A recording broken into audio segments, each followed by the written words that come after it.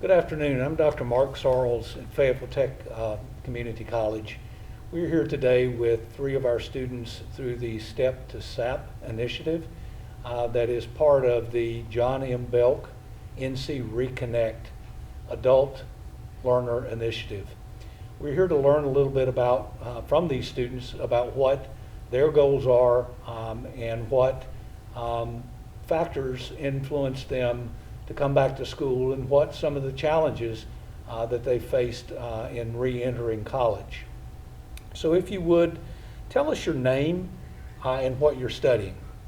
My name is Terence Ellis Jr. and I'm studying Associate of Art. Thank you, Terence. My name is Timothy Allen. I'm currently studying in the welding department. I'm currently taking stick welding and TIG welding. I am Marcia Adair-Davis, and I am studying radiology. All right. So please talk a little bit about the first time you were at FTCC. When was that, and why did you stop college before you finished your journey? My first time experiencing with FTCC was when I was at prep school. I was taking classes online. And the reason I stopped, it was a lot going on in my life at the time, and also post-grad as well. And it was a lot to balance too, as well. Okay. Yes, sir. So for me, I originally went to the University of North Carolina at Pembroke. I messed my scholarship up, and I pretty much transferred to Fayetteville Tech in 2015 after that situation. And I came back to Fayetteville Tech so I could take some courses that I messed up when I was at Pembroke, because if you retake the course, it's usually better than taking one that's different. So originally that's what I came for when I came to Tech. Once I did complete those courses, I kind of didn't continue, which is something I heavily regret today. So one thing I will say is if you start, it's just something you want to keep doing. Just be persistent and consistent and never give up is what I'll definitely say.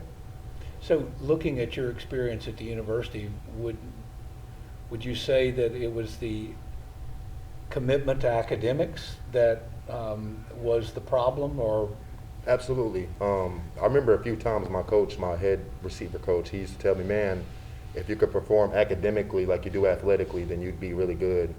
And I could never get a grip on that statement that he gave me, but now I still remember it. This was in 2013 that he told me directly that. So, for something like that to stick with me, it's definitely something that's true. So, yeah, that's the biggest thing about that. Great. Marcia? I came through right after high school. It didn't work for me. I wasn't mature enough.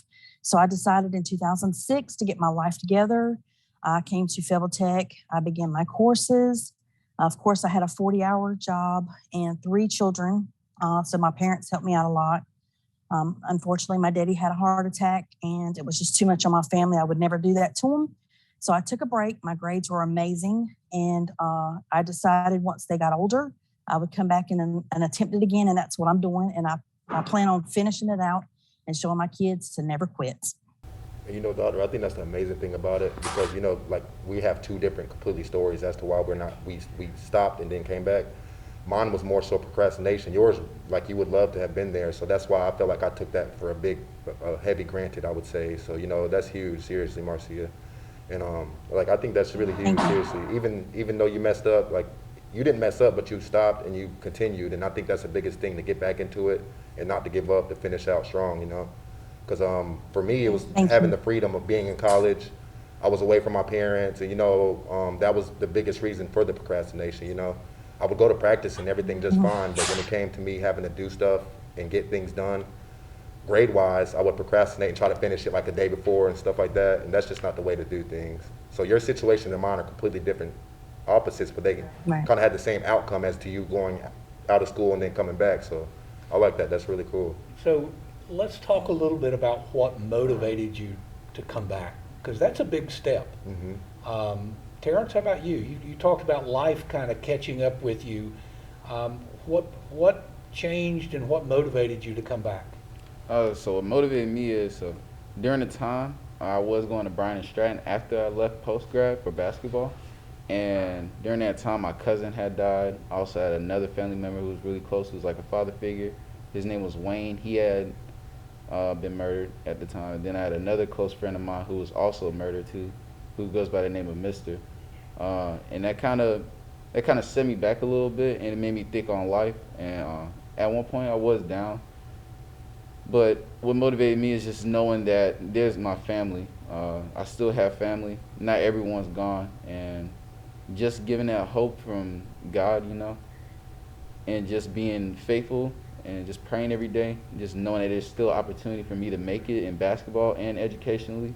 That's what motivated me most definitely, just to come back here, and the relationship that me and Coach Hurd have built so far, and just the teachers here as well.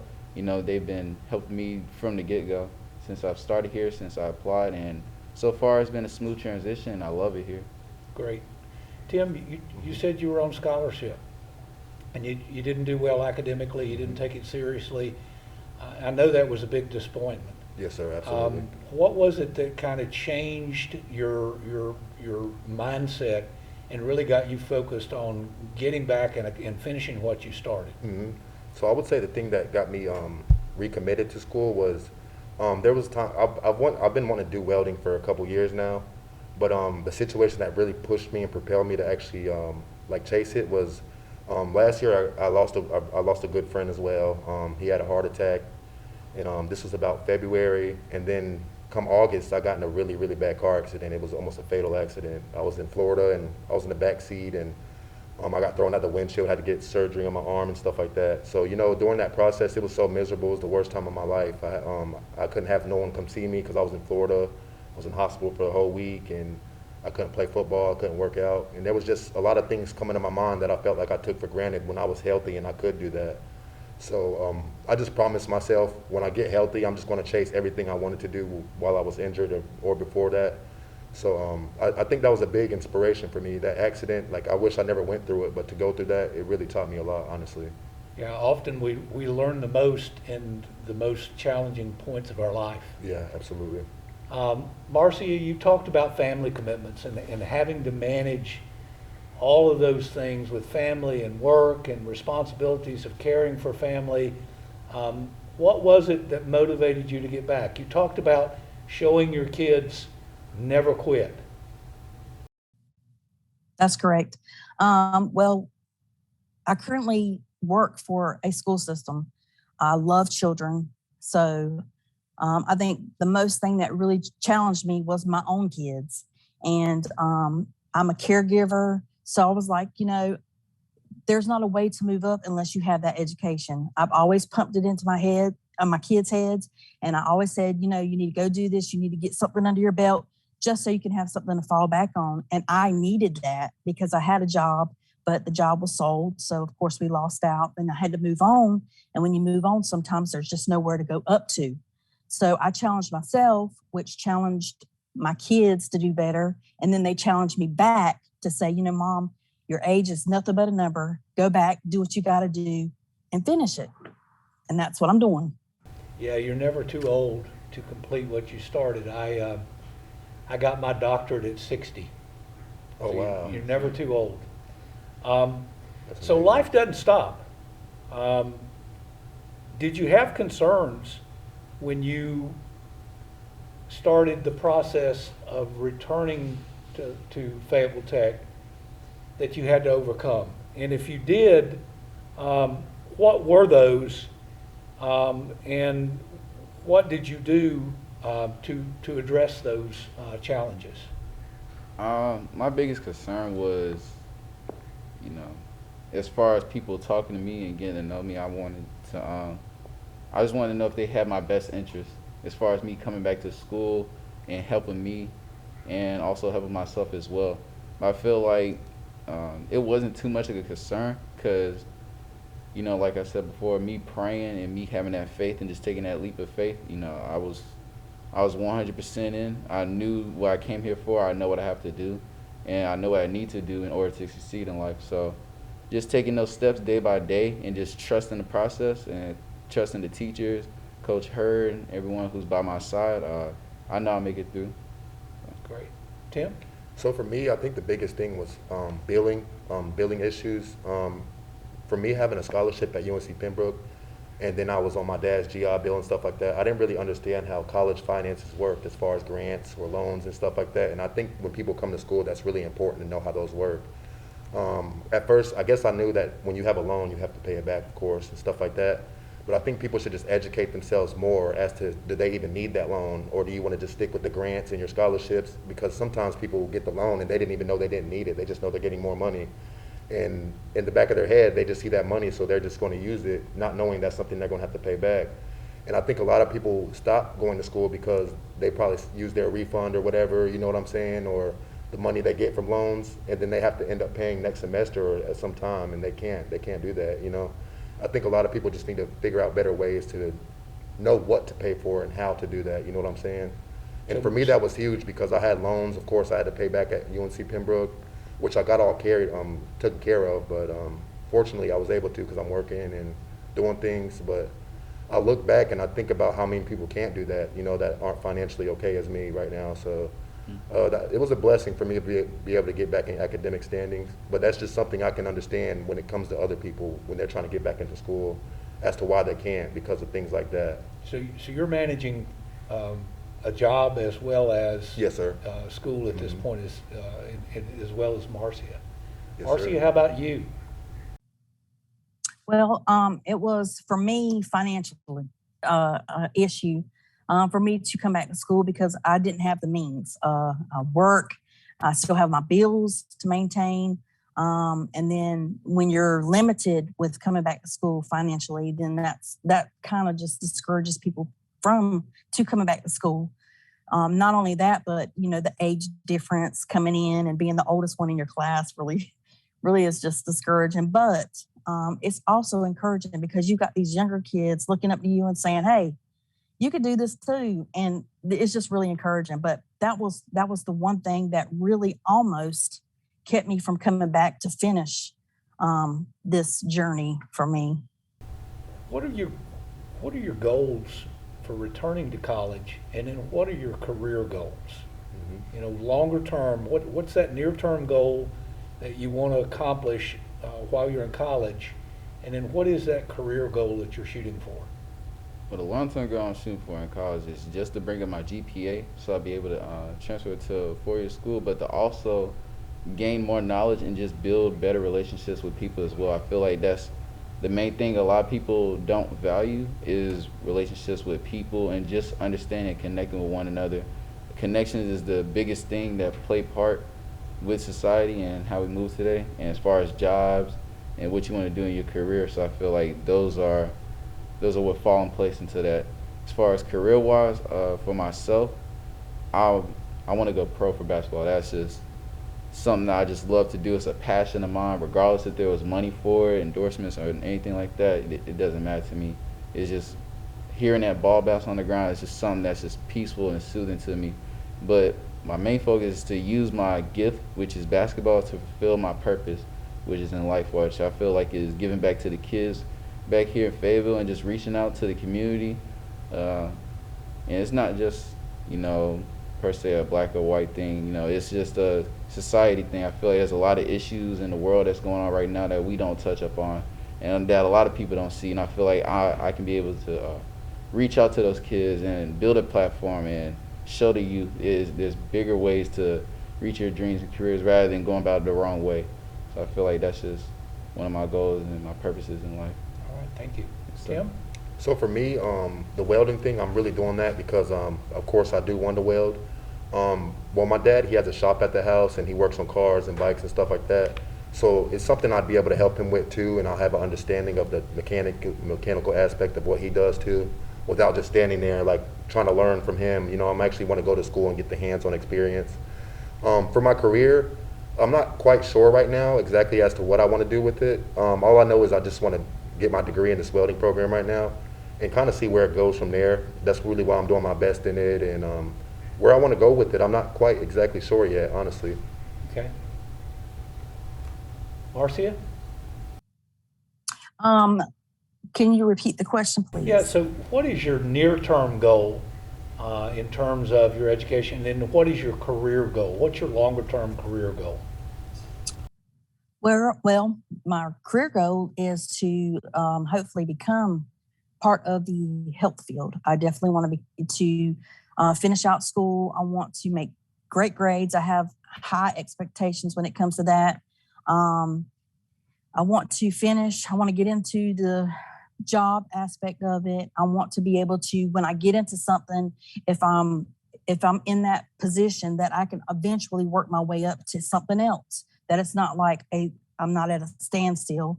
I'm such a caregiver, so I absolutely love people. I'm just that way, and I love to care for people. And if it's not radiology, if it's just taking care of people, maybe I'm detour towards the nursing field. I never know. I don't put a cap on anything that I do anymore. So hopefully that's what I'm headed towards. And adding on to what she said, I do think it's huge to want to progress or be able to progress in your profession. Like, everybody wants to feel like they can progress somehow. You know, Right. that's something I want to accomplish too. Like, even if it's working for myself or anybody, and if I have employees myself, you know, I want them to feel like they can progress in positions or things they can do better, or me myself, Right. you know. I think that's huge, because a lot of companies, when they get employees, once they start feeling like they're not going to progress, or there's no type of continuance in what they can do better, like, that kind of discourages people when they leave. And that can be with school the same way, just like it is with work, Right. you know. So that is huge. That I just wanted to touch Or- on that point. Or they become comfortable and then they just don't excel, and they become very, they do not excel well. So one of the things that we provided here is we've assigned you to a STEP success coach. How has that been helpful? It's been very helpful. She's always like emailing me constantly and just checking up on me. Every time, like every week, we check up once a time a week. But most of the time, she keeps me on track. She lets me know what I need to do, and she'll tell me up front. She doesn't sugarcoat it. If I need to finish something in class, I need to do it, or if it's like grades or anything like that, I need to help up on it. Like, me and her talked about my goals, and she knows what I need to do and what she expects of me to do that. So, she's been very helpful for the most part, and I just thank her very much for that. Fantastic. Tim? For me, my success coach, her name is Tisha McLean. She's been so very helpful for me, honestly. As far as financial aid to, me getting back in school and just everything. She's just been so helpful. There's even aspects I don't know about, like, there might be something on campus going on, and she'll email me or text me about it. And like he said, she will stay on you, and that's something that is really important for somebody to be on you, whether you're doing good or bad. That's really important, because you want to make sure maybe you're not even noticing that you're not doing something that you're supposed to be doing. And she just stays on that, man, and I just love that about her. And even if I didn't have to have a success coach, I would definitely want her as mine. She's really, really good, seriously. But In your experience, Marcia? I have saved her as my mentor. From day one, she, as soon as I met her, she took time out to show me around on campus, just to show me different places to go to get the resources I needed. She's always on top of the emails. She's very kind. She also sends resources in my emails. And when I have questions, or there was a spot where I got a little discouraged, and I emailed her, and she was right on top of replying back and just saying, "Hey, you got this, hang in there." And then she would send me a little picture or whatever. And I'm telling you, she has been the lifesaver in this part of my journey, as in this semester. She has really been good to me. And then she actually remembers us and everything. She knows exactly who you are. It's like you're building a Yep. relation personally with her, and I love that about her. And to add on to that, Yep. she even sent me a weekly calendar to help me out with my schedule. Mhm. Because with me, with basketball, school, and working a third shift as well, it's very hard. But with her just sending me that, it helped me manage my time and allow me to look at what I need to do and jot down as far as my study hall hours, practices, work, and my classes as well. So They say bare minimum. She does the bare maximum, and I love that about Yeah. her. Seriously, Yep. she does really, and I think I that's agree. important for somebody as a success coach. They have to be able to go above and beyond, to help you out, because that's what it is to be a success coach. If you're not going above and beyond, these students are feeling like they're at the same place they were when they left. So she kind of gives you that encouragement and that that optimism for you to do good in the future. So that, you know, for that, I really appreciate that.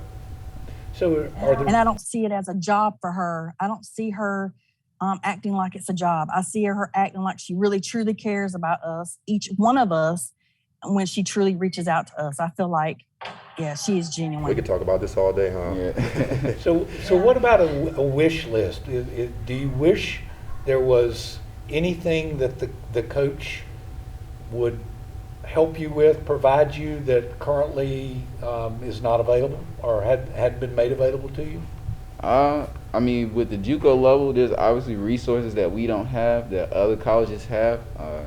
Personally, I feel like Dorman would help out a lot of our teammates and just a lot of people in general who come to college from different areas and different states too. You know, that's just one thing that would help out. I mean, there's a lot to like pinpoint, but I haven't like really thought about it. But that's like my main concern, is like just Dorman. That would help out students a lot because I see my teammates how they travel. Just for instance, I have one teammate. His name is JD. He travels from Lumberton here to Fayetteville, and he stays practically almost like the whole day here, and he has to drive back home, which is around like 9 o'clock. He doesn't get home till about 10, 11. So, you know, that kind of like, there's a lot, I can tell there's a lot of stress on him. On top of that, there's homework too as well. But for the most part, I feel like Dorman would help out a lot with the students here. As far as resources at our disposal, I can't off the top of my head think about something that we haven't been getting that we probably could do better about. That's probably something I want to come back to while I think about it, because I'm not, off the top of my head, I'm not exactly sure, because I mean, everything's been pretty good as far as getting back into school and dealing with Miss Tisha, and honestly, I don't even know anything I could add to that, honestly, right now. Yeah. Of course, there's things like we could, but off the top of my head, I can't really think of anything right now. Well, I'm going to be quite honest. I wish there was a way for students who try and maybe they have a mishap like an accident and they have to drop class, or a health issue, which is not truly a health issue. I mean, you know, where they have to drop a class. And even though there's grade forgiveness, I just wish it was really forgiven instead of it showing up on the transcripts to cause issues with, you know, financial aid or any kind of grants that are out there. Even the GPA, I mean, it affects your GPA, even if it was truly an honest, you know, accident or a mistake, or you just truly needed the resources or help to help you through that process. When I was younger, I didn't know the process. I didn't know who to contact. I was very young and very immature. And so there was an issue that showed up on my transcript, and I really wish, even though it was forgiven, I wish it was forgotten. So what resources have you taken advantage of while you've been on campus here at FTCC and enrolled? We've got a lot of things available. As an athlete, I know you're required to take advantage of the tutoring center. Study hall has been my biggest resource. That's helped out a lot. From the last college I was at, we didn't have study hall, so most of my time I would have to make time in order to do my schoolwork. But now here I have like an actual schedule planned out from Coach Hurd and the coaches as well that's been involved in that. So study hall has been one of the biggest ones. The computers, the new Apple laptops that y'all have here, and just the resources from financial aid too, for them helping me out as far as receiving grants and stuff like that, and scholarships that helped out. That's been a big part too. I mean, everything's just really been great here, to be honest. I can't really see no complaints. Everything's been resourceful. Could you repeat the question one more time? So what resources have you taken advantage of while you've been here at Fayetteville Tech? So in the welding department, there's numerous resources that we can take advantage of. First of all, when you first come, you can get there's a kit you can get from the bookstore. But if you don't even have that kit, they have tools available for you for welding, like helmets or wire brushes, and there's all type of different stuff. We can even, after our class, if we wanted to, we can come back and practice again. My class is from, so Tuesdays and Thursdays, I'm in class from 8 a.m. to 11:30. And say I wanted more practice, I could come back at his later class that evening at 6 o'clock and practice some more. They'll actually show you hands-on how to do certain things, and they do really good with that. So I definitely say that's one of my biggest resources, to be able to come back after class and get more experience, because I'm sure there's a lot of programs on this campus that you can't do that with, you know, even if it's academically. And that's just something that you don't want to take advantage, that you do want to take advantage of, you know.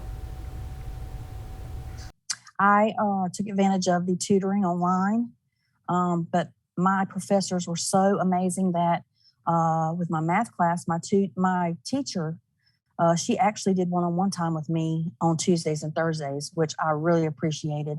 My other class, I just finished it because it was not a full 8-week course, but it was a full 8-week course. I apologize, but she was amazing, and my anatomy teacher, he is amazing. We meet every Saturday, and those resources to me with one-on-one time with professors who know what they're teaching can teach it better to me than any online resource ever. So that's what I've been doing. So have any of the services that you've accessed fallen short of your expectations? No, sir. Like she said, the tutors here or just services in general, they've been very helpful. Just from me, my first day here, going to the library, and the librarian just helping me, showing me different scholarships and stuff like that I could apply for, and the tutors that are here, the tutors that helped me out over in the Sean Hall Center, they just been very, very helpful with my schoolwork. Especially, I can't remember her name, but she's been very helpful too. But they know who they are, and I definitely appreciate them. Great. One more time. Have any of the resources that you've accessed fallen short of your expectations, or have there been needs that you haven't found a resource for? Right. Not necessarily. I think the only thing for me was when I first came back, I had to like appeal for my GPA because it was still low. And I think a lot of people don't know that either, is when you come back in school, that's something you probably want to do because you'll probably not be where the standings are supposed to be, like 3.0 or something like that, or 2.5, I can't remember. But that's definitely something that I didn't know about until I talked to Miss Tisha about it, you know, and I would have just been, they'll drop you from classes and stuff like that if you don't get stuff like that taken care of. Right. So for me, I think that was the biggest thing, but with her, I got that taken care of, but I wouldn't have known about it had I not have been seeing her. So, you know, I think the biggest thing I'm trying to say, I guess, is I guess when these red flags appear for students and stuff like that, I guess try to reach out to them to get them to know that that's something they need to do, or they're not going to be able to take these courses or the classes, because it sucks to pay all that money out of pocket and then you're trying to do the right thing, but something that's affected you early in your career is stopping you now, you know. So for me, I think that was the only really biggest red flag I had for myself. All right, thank you. This time around, I have not had any red flags. Except with the financial issue, but this program that I am involved in now has been so amazing. So I can't speak anything negative. And just to add on what he was saying, as far as like not knowing about certain stuff, like there's certain stuff I didn't know either, but if she wouldn't have emailed me about it, my success coach, I would have never known about it, or I would never got help from just from the school in general. So that also plays a big part. But like she said, there hasn't been no complaints from me so far. So life as an adult is not easy. Yeah. And you all, you've talked about family, you've talked about jobs, you've talked about athletics and academics.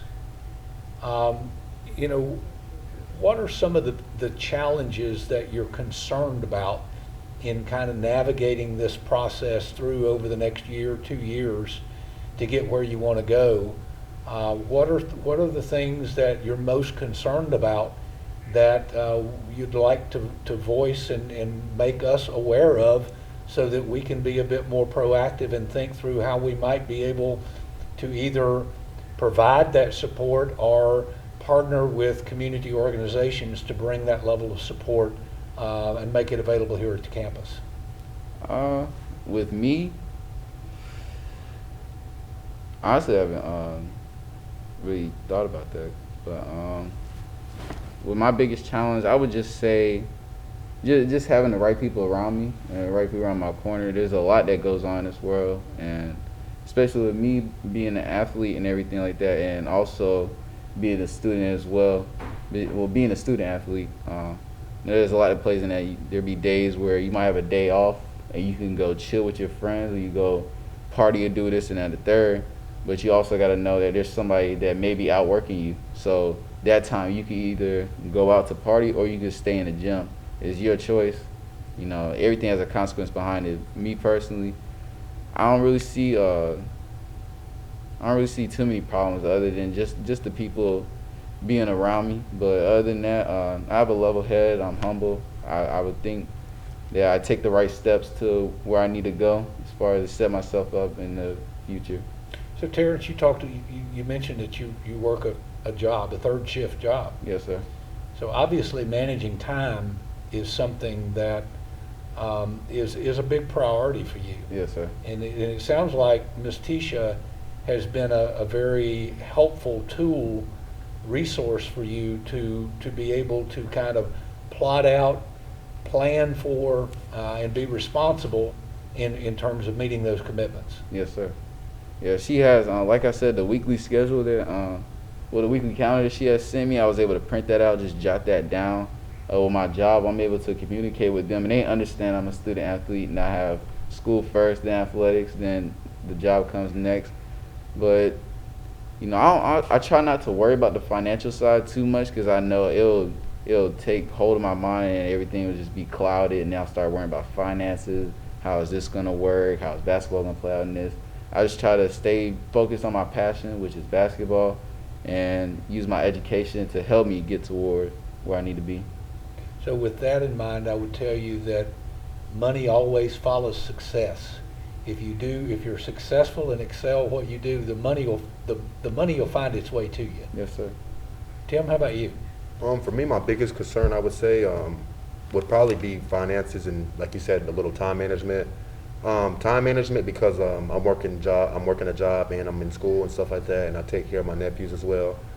Financially, I would say because if I'm not using this time to work and stuff like that, then it'd be harder for me to support myself doing the school stuff. So, you know, I just hope that maybe like I'll have another opportunity to get another scholarship or a grant, you know. So for me, that's the biggest thing because sometimes when those come around, they're very limited and they don't always happen. So, you know, it's not something you can expect. It's really something that's just a bonus that you can hope for. So I guess my biggest thing is trying to get myself prepared for the next semester financially, I guess. But besides that, I really don't have any concerns about my future besides what I want to do with it.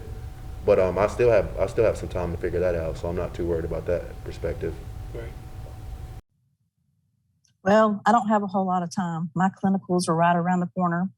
I work Monday through Friday, 8 to 5. Clinicals are only offered Monday through Friday, 8 to 5. So I'm trying to figure out how I'm going to manage that. So that's my biggest concern right now, but I'm not going to give up. So I got to figure out what I'm going to do. Basically, it's time management wise. And I guess that's when finances do kick in because I got to figure out how I will be able to continue this journey and continue paying my bills. Well, I want to thank each of you for taking time to come in and speak to us. Hearing your voices is very important so that we can be more reactive and responsive to the needs you have. I encourage you to take advantage. We have a lot of clubs on campus. For example, we are hiring a new director to bring in for a male mentoring program. I would encourage you to take advantage of that. Marcia, it's also open to females, and we bring in a lot of motivational speakers and things of that nature. But there's a lot of resources available here on campus, and often it's, I don't know what I don't know.